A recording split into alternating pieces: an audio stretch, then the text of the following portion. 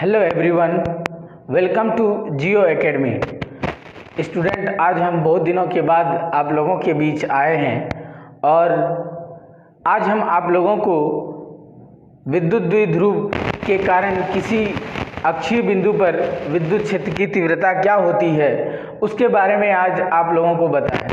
इससे पहले वाली वीडियो में हमने आपको ये बतलाया था कि विद्युत द्विध्रुव क्या होता है, विद्युत द्विध्रुव बल आघूर्ण क्या होता है और बहुत सारी चीज़ें आप लोगों को बताया है। पिछले क्लासेस के वीडियो में बहुत अच्छे से आप लोगों को समझाया है कि आवेश क्या होता है। अगर आप लोगों को ये सारी चीज़ें समझ में नहीं आता, आवेश क्या है, आवेश का सतत वितरण क्या चीज़ होता है, तो आप हमारे पिछले वीडियो को जा कर के देख लें। डिस्क्रिप्शन में लिंक दिया हुआ है हमारे सभी वीडियो का, तो जा कर के आप अच्छे से उसको देखें। उसके बाद आप सीखेंगे अच्छे से कि आवेश क्या होता है। आज हम आप लोगों को सिखाने जा रहे हैं कि विद्युत द्विध्रुव के कारण उसके अक्ष क्षेत्र की विद्युत क्षेत्र की जो परिमाण होगा वो कितना होगा, किस तरीके से फाइंड आउट करेंगे, उसका व्यंजक हम लोगों ने आज प्राप्त करेंगे। तो चलिए हम लोग चलते हैं अपने टॉपिक की ओर।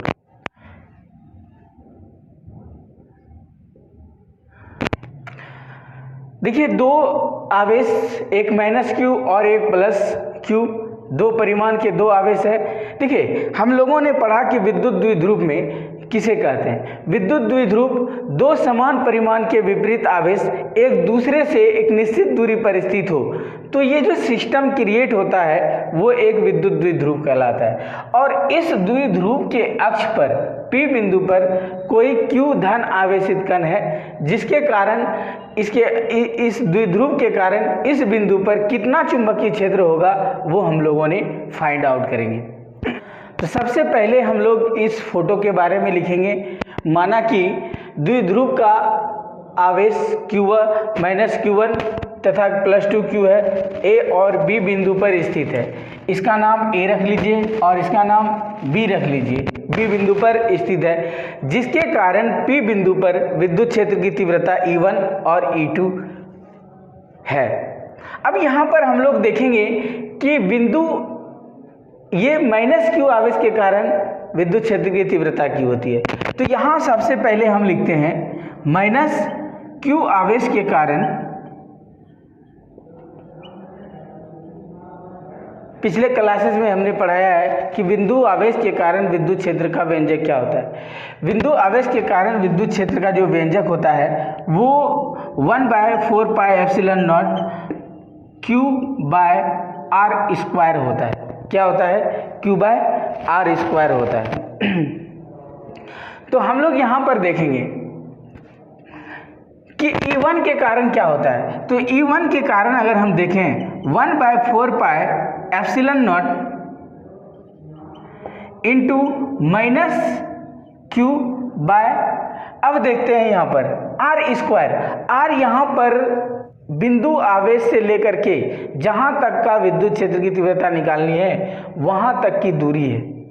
तो यहाँ पर अगर हम देखें इसके लिए, तो यहाँ से यहाँ तक ये जो मिडिल पॉइंट है, इस मिडिल पॉइंट O से r दूरी पर क्या है, एक बिंदु स्थित है। विद्युत द्विध्रुव से के मिडिल पॉइंट से एक बिंदु P है जो कि विद्युत द्विध्रुव के अक्ष में है। तो अगर यहाँ से यहाँ तक की दूरी देखा जाए, A से P तक की दूरी देखा जाए तो कितना होगा, यहाँ पर लिख देते हैं AP²।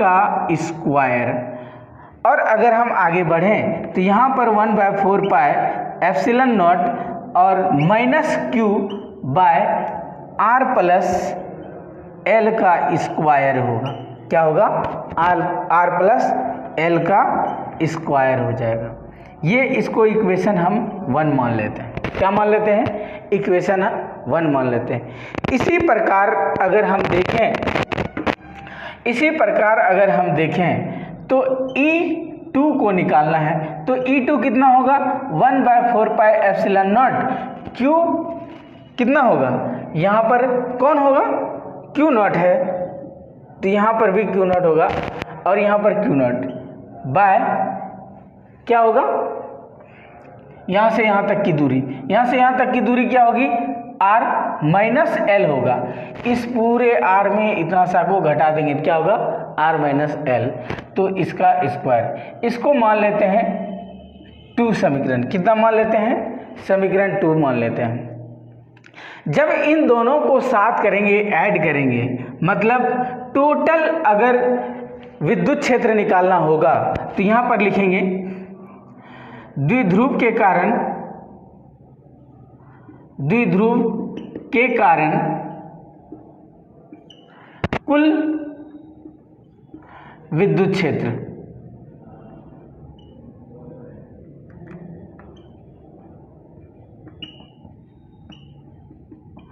कुल विद्युत क्षेत्र क्या होगा, E is equal to E1 plus E2।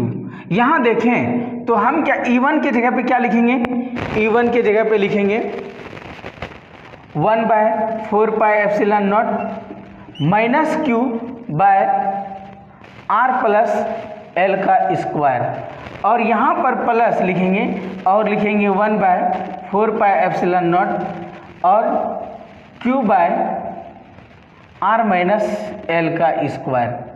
तो हम यहाँ पर देखें E इज इक्वल टू क्या हो जाएगा, 1/4 पाई एप्सिलॉन नॉट, Q भी बाहर होगा, यहाँ पर Q नॉट लिख दीजिए, और यहाँ पर बचेगा minus 1/R plus L plus 1 by का स्क्वायर, और यहाँ पर होगा R माइनस L का स्क्वायर। इन दोनों को जब हम सॉल्व करेंगे स्टूडेंट, जब हम इन दोनों को हम सॉल्व करते हैं तो E इज इक्वल टू होता है 1/4 pi Q naught by 4 pi epsilon naught. जल्दी में यहाँ पर क्या होगा, देखो इन दोनों का जब एलसीएम निकालेंगे, ये वाला इसके साथ आ जाएगा, ये वाला इसके साथ, तो यहाँ पर माइनस R माइनस L का स्क्वायर अब प्लस R L का square by R plus L R minus L।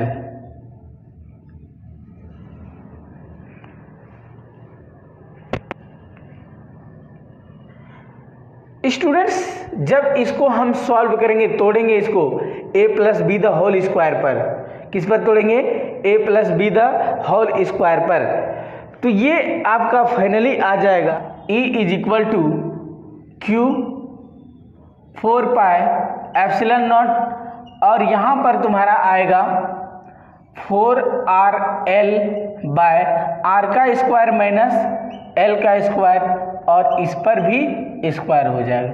इस तरह से यदि हम इसको तोड़ेंगे तो ये इतना आता है। इसको हम क्लियरिफाई करते हैं, जोड़ते हैं, तो Q यहाँ पर देखें, ध्यान से देखें, यहाँ पर समझने की बात है। यहाँ पर आपका इस पूरे को हम इस तरह से लिख सकते हैं। अब यहाँ से इतना सा देखें तो ये द्विध्रुव आघूर्ण का फॉर्मूला है, तो इसको हम लोग लिखेंगे कैसे, यहाँ पर लिखेंगे इसको 1/4 pi epsilon naught into 2p R by R का स्क्वायर माइनस L का स्क्वायर का स्क्वायर। ये इस तरीके से हम लोग फाइंड आउट करेंगे। स्टूडेंट, आई होप कि आपको यहाँ तक समझ गए होंगे।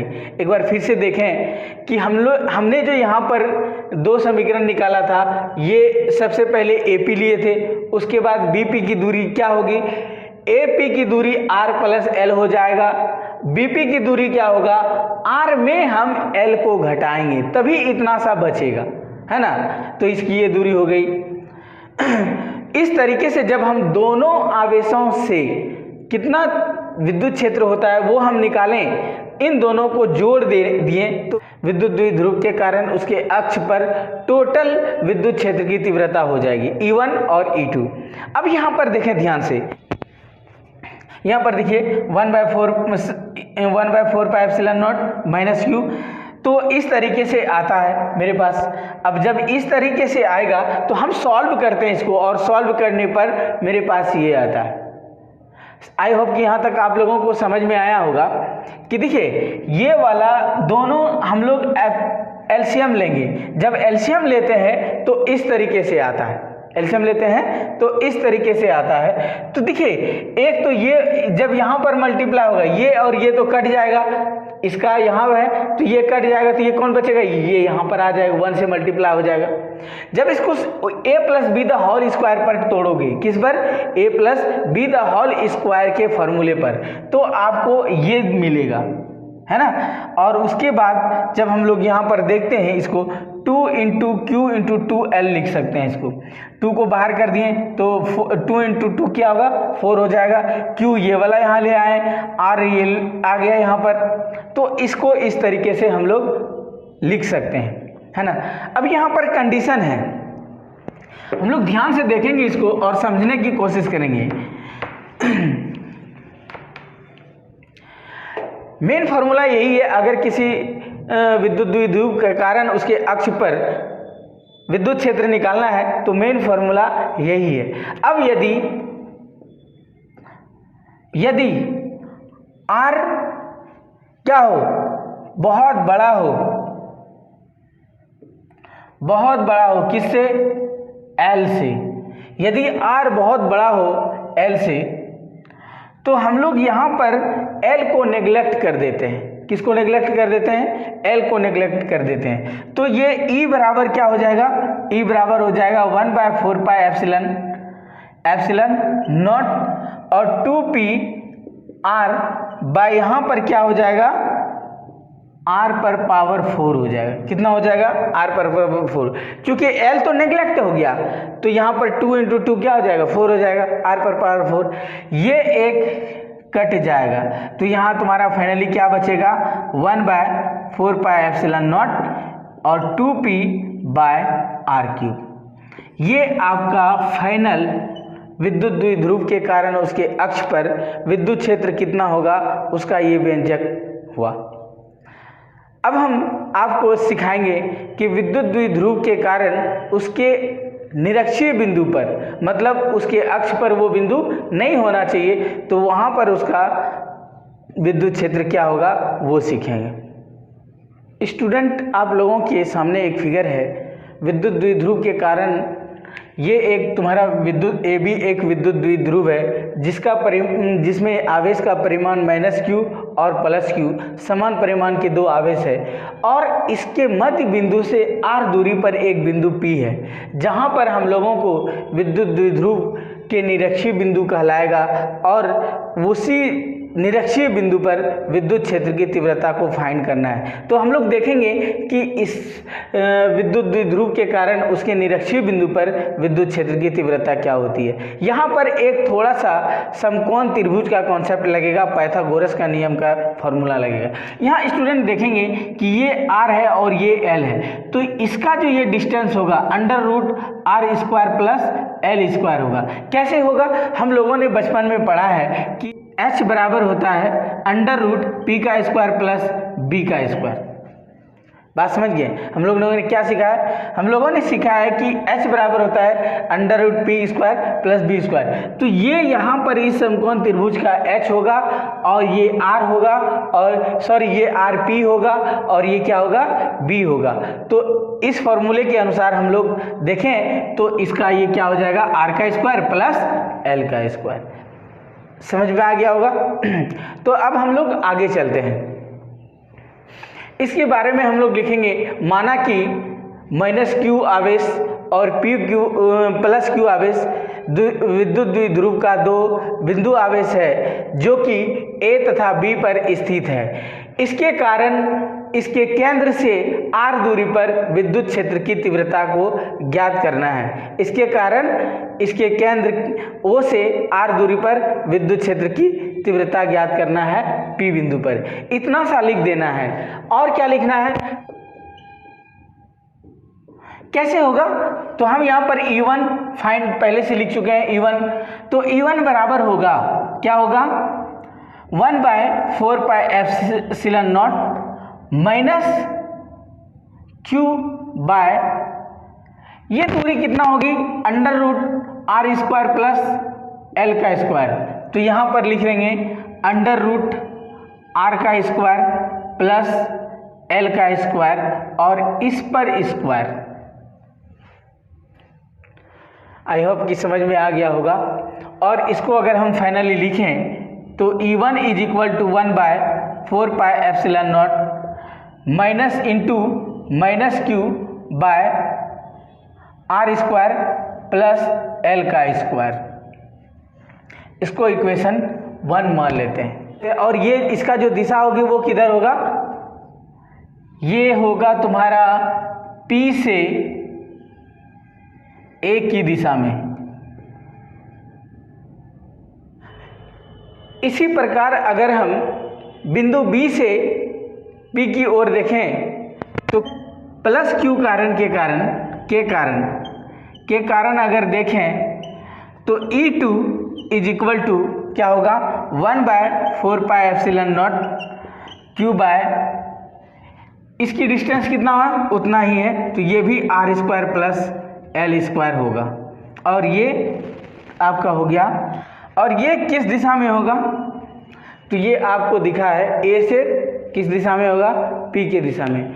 स्टूडेंट अगर हम यहाँ पर देखें तो यहाँ समझने में बहुत कॉम्प्लिकेटेड है, क्योंकि वेक्टर के नियम को फॉलो करता है। किसके नियम को फॉलो करता है, वेक्टर के नियम को फॉलो करता है। अगर हम देखें तो साइन अगर हम लेते हैं तो साइन में अगर साइन कन्वेंशन के साइन के थ्रू लेते हैं तो साइन में दोनों एक दूसरे के विपरीत दिशा में होगा। किधर होगा, दोनों एक दूसरे के विपरीत दिशा में होगा। E1 हो जाएगा आपका माइनस और E2 हो जाएगा E2 साइन थीटा। तो इस कंडीशन में ये दोनों निरस्त हो जाएगा क्योंकि विपरीत दिशा में है। और जब हम कॉस कंपोनेंट को लेते हैं, किसको लेते हैं, जब कॉस कंपोनेंट को लेते हैं तो ये दोनों एक ही डायरेक्शन में जाएगा और दोनों के दोनों ऐड हो जाएगा, दोनों के दोनों ऐड हो जाएगा। लिखेंगे अतः बिंदु P पर कुल विद्युत क्षेत्र की तीव्रता क्या होगा, E is equal to E1 plus E2, दोनों के दोनों बराबर है, इसलिए हम यहां पर लिखेंगे E is equal to E1 cos theta. हम लिखेंगे अतः बिंदु P पर कुल विद्युत क्षेत्र E is equal to E1 cos theta plus E2 cos theta. और यहाँ पर दोनों का परिमाण बराबर है, इसलिए दोनों को E ही मान लेते हैं और कॉस थीटा लगा लेते हैं। अगर हम लोग यहाँ देखें तो इस कंडीशन के लिए हम लोग लिख सकते हैं कॉस थीटा के लिए, cos theta is equal to क्या लिखते हैं, b by h. Cos theta is equal to b by H.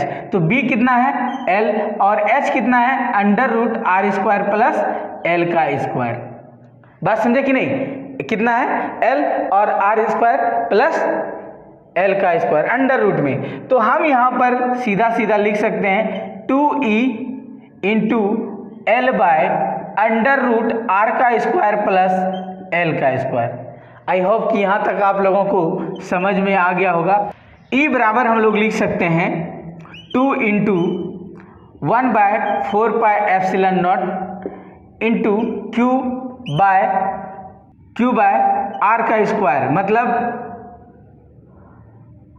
Are square plus L का square into L by under root are square plus L का square. ये जिस पर under root रहता है उस पर पावर कितना होता है, हाफ होता है। जिस पर अंडर रूट रहता है उस पर पावर कितना होता है, हाफ। तो हम आगे देखेंगे क्या होता है। E is equal to 2 into 1/4πε0 into Q into L by are square plus L square, इस पर कितना पावर 1, और यहाँ पर हाफ है तो ये हाफ पावर दोनों गुना में है तो क्या हो जाएगा, ऐड हो जाएगा पावर। तो कितना आएगा यहाँ पर, तो यहाँ पर आएगा 2/4 पाई epsilon naught into Q into L by कितना होगा आर स्क्वायर प्लस एल का स्क्वायर और इस पर पावर 3/2 आ जाएगा।